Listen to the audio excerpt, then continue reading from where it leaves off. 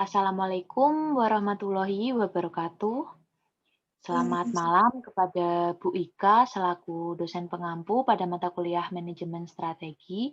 Pada kesempatan kali ini kami akan mempresentasikan tentang formulasi strategi unit bisnis.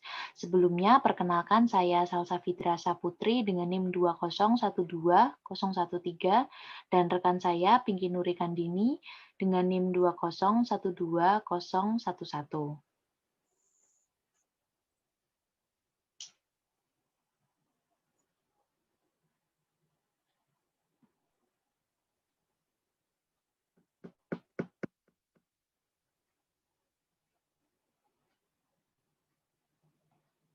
A. Ciri-ciri industri umum.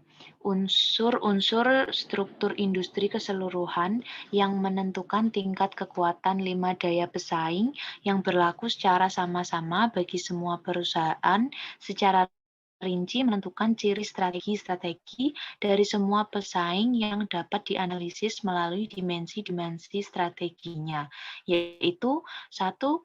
Spesialisasi, derajat pembungkusan dalam membentuk keluasaan lini produk segmen pelanggan sasaran dan pasar geografis yang dilayani. 2. Identifikasi merek. Tingkat identifikasi merek dapat dicapai melalui periklanan dan tenaga penjualan. 3. Dorongan versus tarikan. Tingkat upaya dalam pengembangan identifikasi merek secara langsung dengan konsumen terakhir versus dukungan saluran distribusi dalam menjual produknya di tempat. 4. Seleksi saluran. Pemilihan saluran distribusi yang terdiri dari saluran pemilik perusahaan hingga penyaluran khusus sampai penyalur sejenis.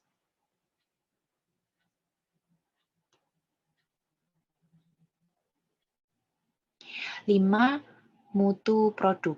Tingkat mutu produknya dalam hubungan dengan bahan baku, spesifikasi, ketaatan atas toleransi bentuk, dan sebagainya. 6. Kepelaporan teknologi. Derajat pengupayaan untuk mencapai kepelaporan teknologi versus mengikuti atau meniru penting diperhatikan bahwa suatu perusahaan mungkin dapat menjadi pelopor teknologi walaupun dengan sengaja tidak memproduksi produk dengan mutu tertinggi di pasar. 7. Integritas vertikal. Nilai tambah sebagaimana tercermin dalam integrasi maju dan baik yang diterapkan termasuk apakah perusahaan yang aktif di luar atau yang dimiliki pengecer jaringan pelayanan langsung dan sebagainya. 8. Posisi biaya. Tingkat pengupayaan untuk memperoleh posisi biaya rendah dalam pabrik dan distribusi melalui investasi dan fasilitas dan peralatan yang memperkecil biaya. 9. Pelayanan. Derajat pemberian pelayanan sampaikan lini produk. 10. Kebijakan harga. Posisi harga relatif dalam pasar. 11. Daya kekuatan. Jumlah kekuatan finansial dan daya operasi yang dimiliki. 12. Hubungan dengan perusahaan induk. Persyaratan mengenai perilaku unit yang didasarkan pada hubungan antara unit dan perusahaan induk. 13. Hubungan dengan pemerintah sendiri dan asing. Pemerintah sendiri dapat menyediakan sumber daya atau bantuan lainnya kepada perusahaan atau sebaliknya, dapat mengatur perusahaan dengan mempengaruhi tujuannya.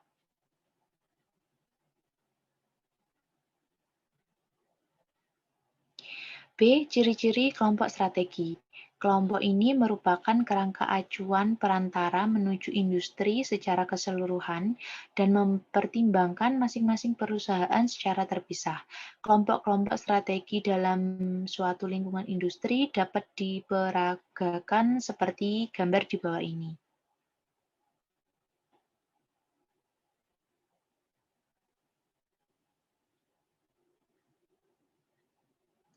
Setelah memetakan kelompok-kelompok strategi dalam suatu industri, langkah selanjutnya adalah menentukan tahapan analisis kelompok-kelompok strategi yang terdiri dari satu, tingkat dan komposisi rintangan-rintangan mobilitas yang melindungi masing-masing kelompok.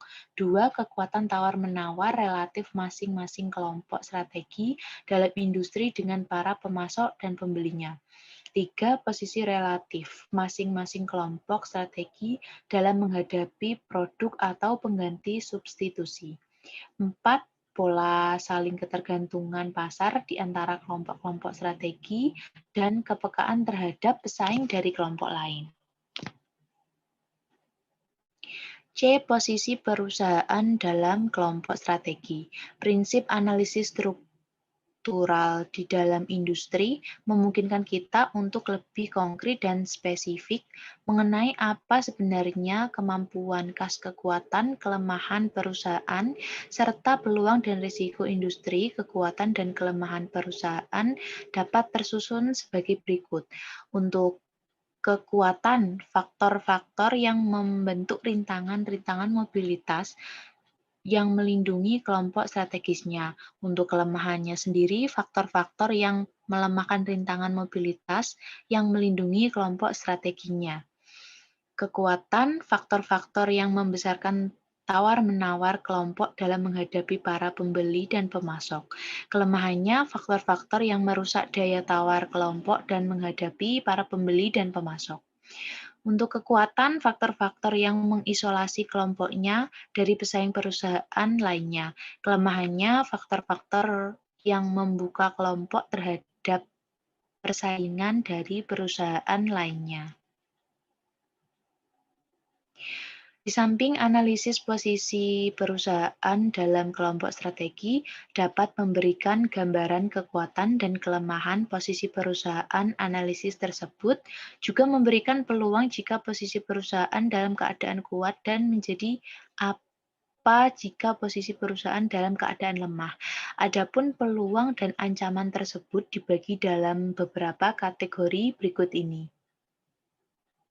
Untuk peluang menciptakan suatu kelompok strategi baru didasarkan pada perubahan teknologi dan perubahan struktur industri.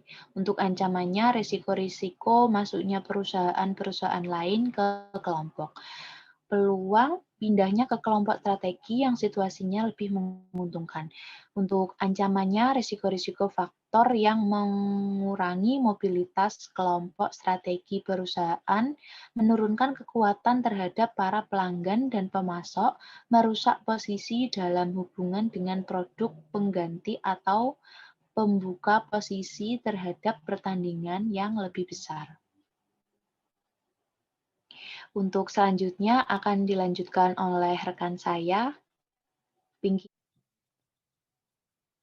Baik, untuk D, formulasi strategi unit bisnis.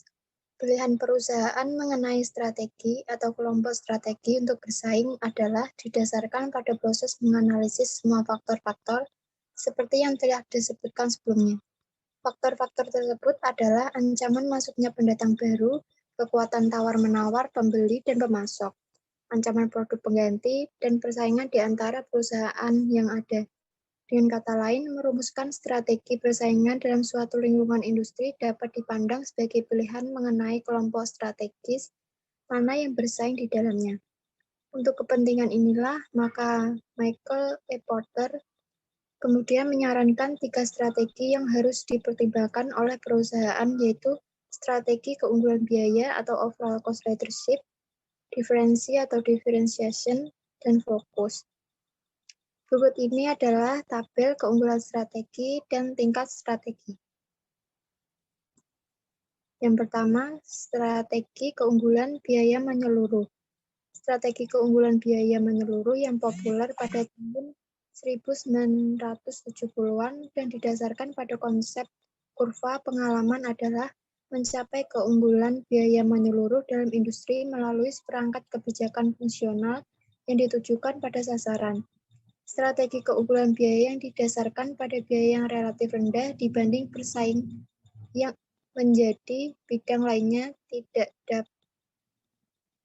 dasar utama yang menjiwai keseluruhan strategi, meskipun mutu, pelayanan, dan bidang-bidang lainnya tidak dapat diabaikan.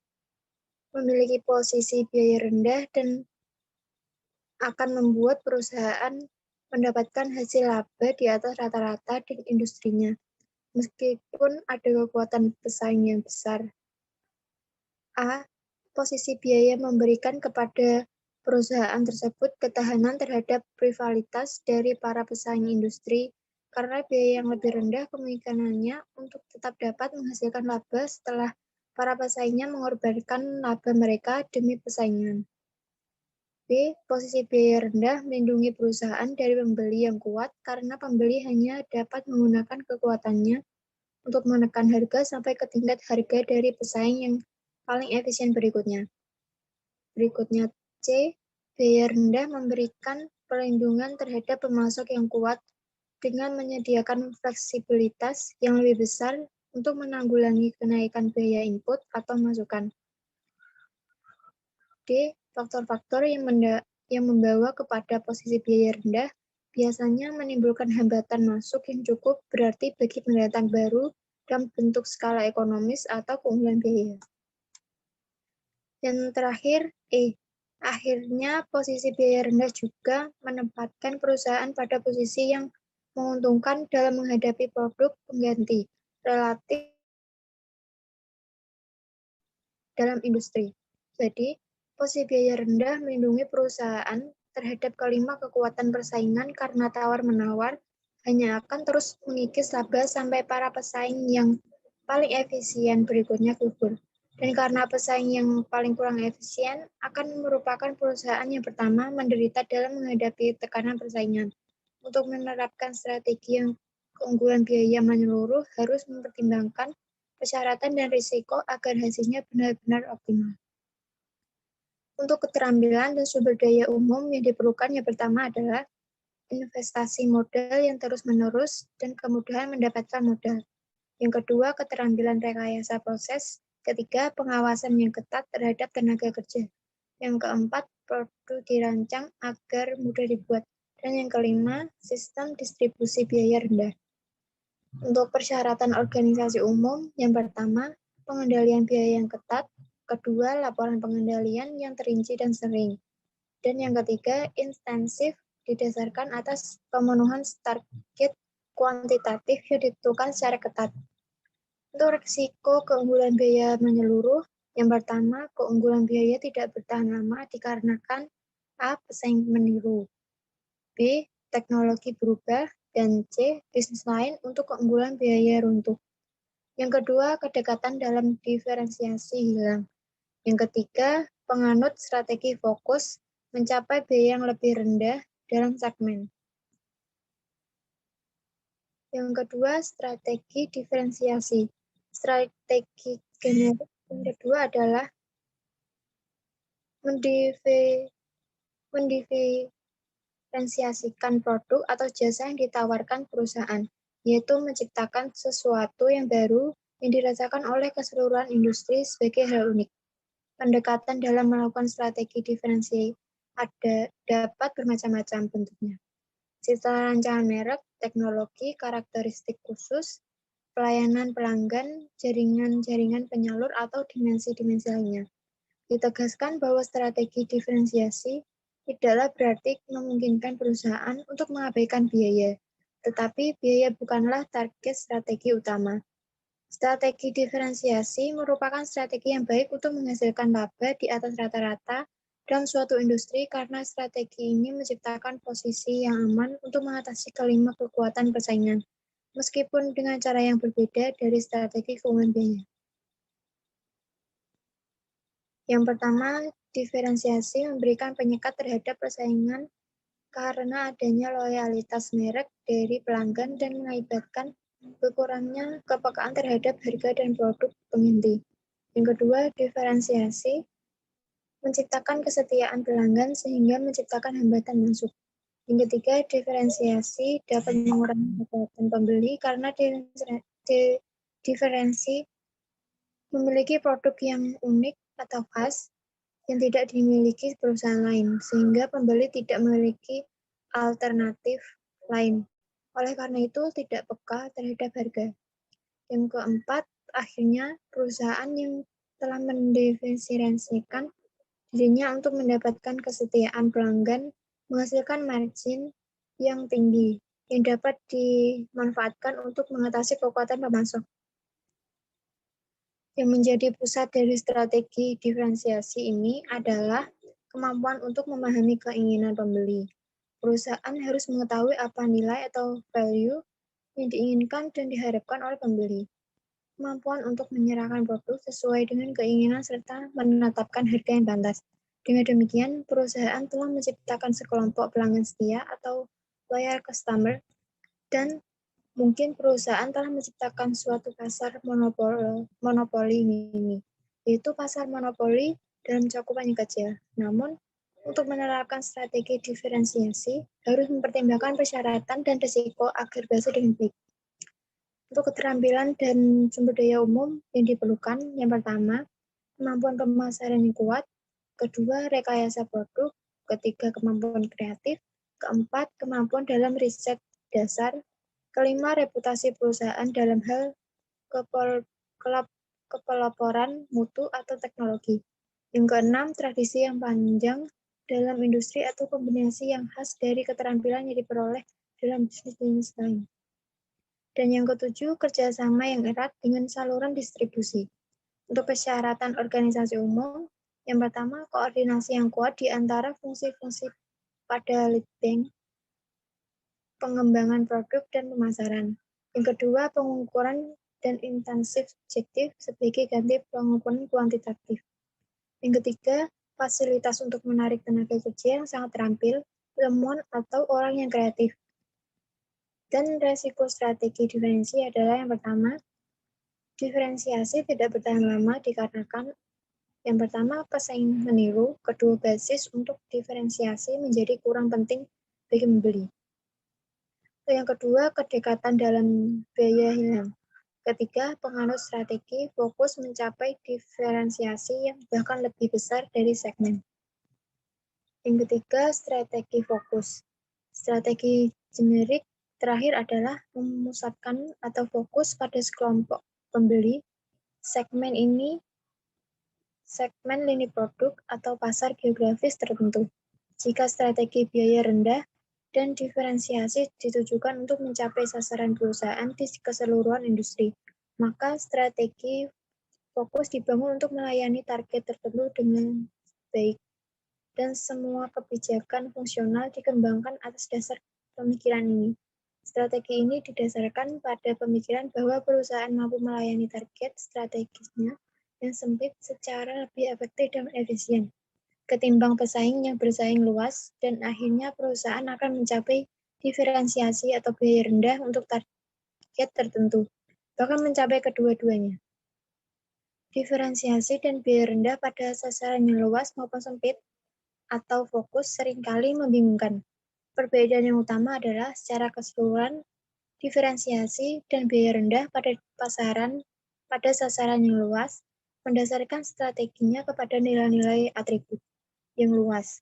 Begitu sebaliknya, pada sasaran yang sempit atau fokus, penerapan strategi fokus memiliki beberapa persyaratan umum serta resiko-resiko yang harus dihadapi. Di antaranya sebagai berikut.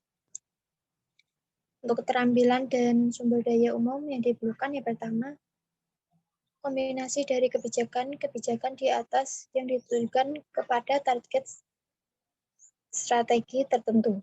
Untuk persyaratan organisasi umum, yang pertama, kombinasi dari kebijakan-kebijakan di atas yang ditujukan kepada target strategi tertentu. Untuk risiko strategi fokus, yang pertama, strategi fokus ditiru. Yang kedua, segmen sasaran menjadi tidak menarik secara struktural dikarenakan yang pertama, struktur rusak, kedua, permintaan menghilang. Untuk yang ketiga, persaingan bersasaran luas menguasai segmen. Yang pertama, A, perbedaan segmen dengan segmen lain menyempit. Yang kedua, keunggulan ini luas meningkat. Keempat, penganut baru strategi fokus menganggap diri subsegmen dalam industri. Perusahaan yang terjepit di tengah-tengah. Perusahaan yang menerapkan semua strategi generik tetapi gagal mencapai keberhasilan dikatakan terjepit di tengah-tengah. Perusahaan semacam ini biasanya tidak memiliki keunggulan untuk bersaing karena terperangkap di tengah pada posisi yang tidak menguntungkan karena pemimpin biaya, diferensiasi atau strategi fokus memiliki posisi yang lebih baik bersaing dalam segmen manapun. Perusahaan yang terjepit di tengah-tengah hampir dipastikan akan mempunyai labaan yang rendah, dan perusahaan akan kehilangan pelanggan dalam jumlah besar. Perusahaan yang terjepit di tengah-tengah akan menderita akibat ketidakjelasan budaya perusahaan dan perangkat penataan organisasi, serta sistem ketidakjelasan budaya perusahaan dan perangkat penataan organisasi serta sistem yang bertentangan. Perusahaan ini akan memperoleh laba jika yang pertama struktur industrinya menunjang, kedua karena pesaing juga terperangkap di tengah-tengah. Perusahaan ini harus mampu mengambil langkah-langkah yang diperlukan untuk mencapai keunggulan biaya. Setidak-tidaknya menyaingi biaya pesaing atau cost parity yang membutuhkan investasi atau untuk modernisasi atau perusahaan yang menargetkan dirinya kepada target tertentu atau fokus atau mencapai kekhasan tertentu atau diferensiasi. Untuk menerapkan masing-masing strategi generik dengan berhasil diperlukan sumber daya, kekuatan susunan organisasi, dan daya manajerial yang berbeda. Menurut Unmar 1999 dalam bukunya Riset Strategi Perusahaan sehubungan dengan daur hidup, industri unit bisnis dikategorikan menjadi 4 keluarga bisnis yang berbeda, yaitu yang pertama, natural development atau pertumbuhan yang alami.